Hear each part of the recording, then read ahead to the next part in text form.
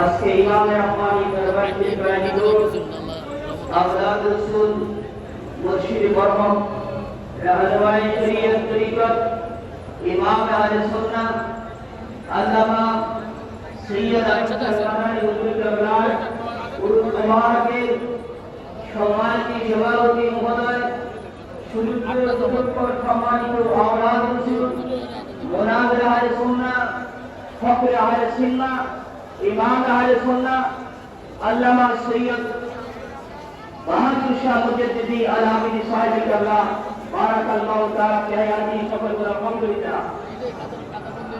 উপস্থিত মঞ্চে আসীন অনেক উলামায়ে কেরাম, বাংলাদেশের বিভিন্ন এলাকা থেকে আগত আয়াত রাসূল শরীফ ভাইরা, সর্বপ্রথম আমরা রবের দরবারে শুকরিয়া আদায় করি সকল আলহামদুলিল্লাহ।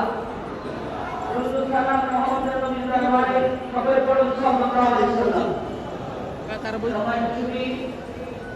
আমি অত্যন্ত অসুস্থ, আওলাদ রাসূলের দরবারে এসেছি, কারণ আওলাদ রাসূল আমাদের মুর্শিদ। খেয়াল করবেন, বলি অনেক হওয়া যায়, বলি সবাই হওয়া যায়, বলি সবাই অতিরিক্ত ইবাদত করতে করতে